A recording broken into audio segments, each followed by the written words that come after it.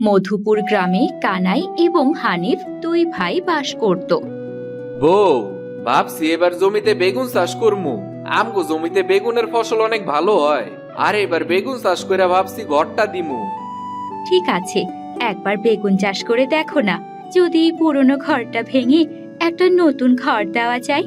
অনেক দিন ধরে এই পুরনো ঘরে থাকছি, ঝড় বৃষ্টির দিন এলে তো ঘরে থাকাই যায় না। আমি অনেক দিন ধরে ভাবতাছি যদি ঘরটা ঠিক করা যায় তাইলে তো ঝড় বৃষ্টির দিন আইলে একটু চিন্তা মুক্ত হয়ে থাকা যায়। কখন যে কি হয় সেটা তো আর কওয়া যায় না। আমি বাজারের তে বরং বেগুনের চারাগুলি নিয়ে আসি, কালকে এই জমিতে রোপণ করে দিমু। তারপর কানাই বাজারে যায় এবং বাজার থেকে বেগুনের চারা কিনে বাড়ি ফিরে আসে। বউ, বাজারে তো বেগুনের চারার অনেক দাম। এত দামে যদি বেগুনের চারা লাগাই তাইলে তো চাষ করে 1 টাকাও লাভ করতে পারবো না। দাম তো হবেই, এখন তো প্রায় সবাই বেগুন চাষ করবে, আর বাজারে বেগুনেরও তো দাম বেড়েছে, তাই চারার তো দাম বাড়বেই। তো এবার একটু ভালো করে চাষ করতে হইব বেগুনগুলি, যাতে করে একটু ফলনটাও বেশি হয় আর আমার পরিশ্রমের মূল্যটাও একটু পাওয়া যায়।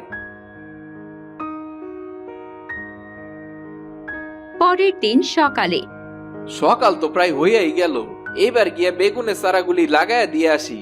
দুপুর হইয়া গেলে আবার চারাগুলি মইরা যাইব, তাই এবার সকালের মধ্যেই কাজটি সাইরা লাইতে হইব, নাইলে আবার বেগুনের চারাগুলি বাঁচাইতে পারবো না। তারপর কানাই সকালের মধ্যে বেগুনের চারাগুলো রোপণ করে ফেলে। যাক, আজকার মতো কাজগুলি শেষ হইল। বেগুনের চারাগুলি লাগানি শেষ, কাল সকালে আইসা পানি দিতে হইব। চারাগুলিরে খুব ভালো করে যত্ন করতে হইব। তারপর কানাই বাড়ি চলে যায়। হানিফ তখন কানাইয়ের জমির পাশ দিয়েই যাচ্ছিল। আরে আরে, কানাই তো দেখছি এবার জমিতে বেগুন চাষ করছে। আমারেও কিছু কইলো না। আজকে আমি বেগুনের চারা কিনা লই আমু, আর আমিও বেগুন চাষ করমু। আমিও দেখমু ওই বেগুন চাষ করে কেমনে ধনী হয়। তারপর হানিফ বাজার থেকে বেগুনের চারা এনে তার জমিতে চাষ করে। দেখি এবার কানাই তুই কেমনে ভালো ফসল ফলাইতে পারোস। আমিও তোরে কিছুতেই ভালো করে বেগুন চাষ করতেই দিমু না। কয়েকদিন পর বেগুন গাছগুলি তো অনেক বড় হয়ে গেছে, কিছুদিনের মধ্যে মনে হয় বেগুন ধরবো। আরে, হানিফও তো দেখতেছি বেগুন চাষ করছে, আমারে তো একবারও কইলো না।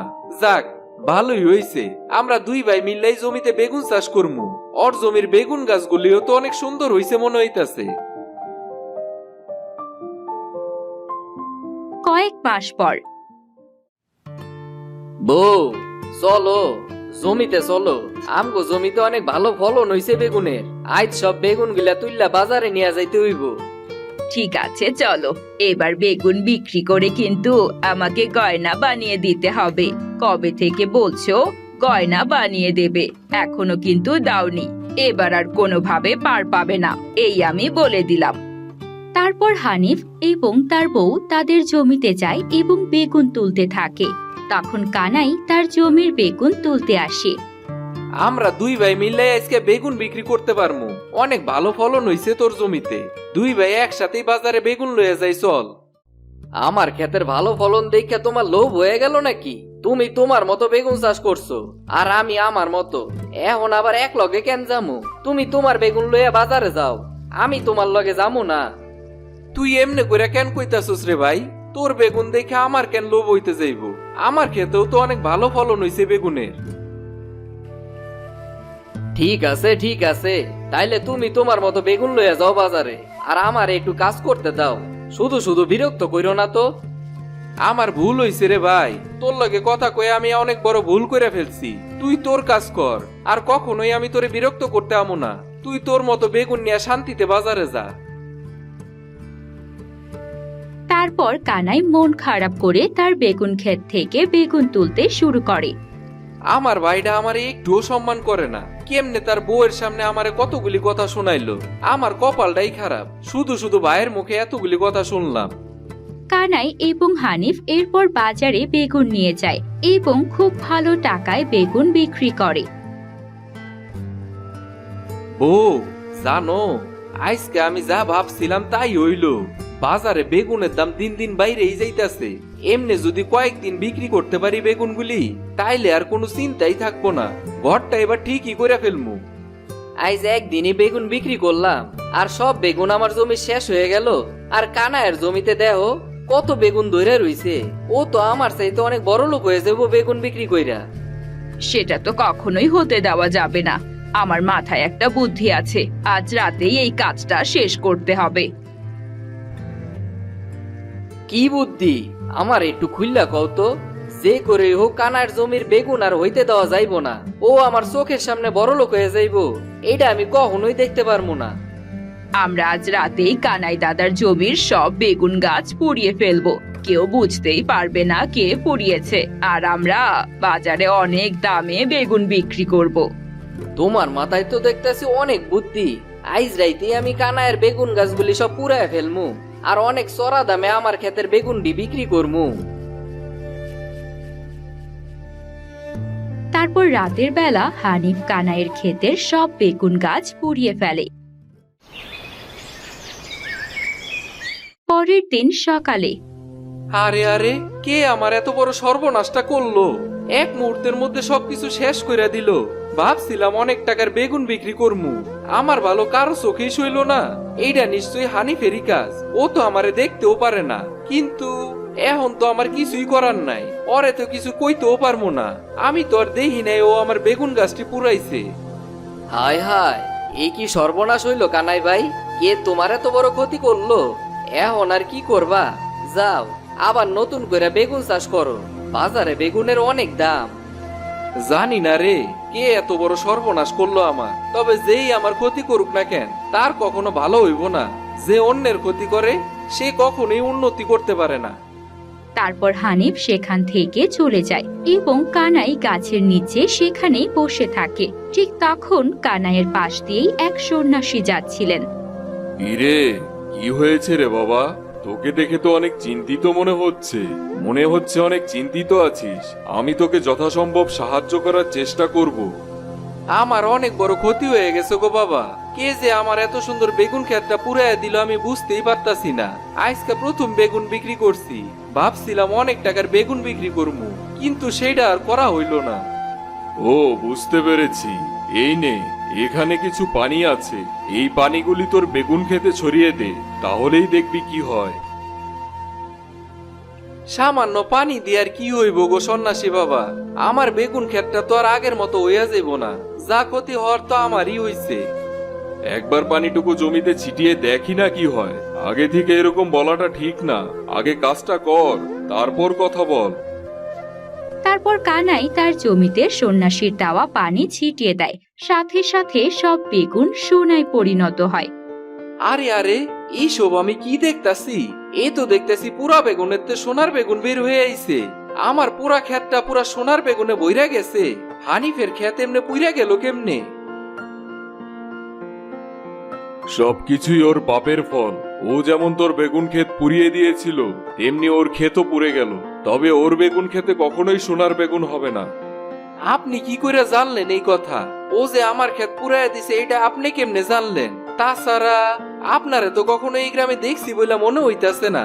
আপনি কি করে এত কিছু জানলেন?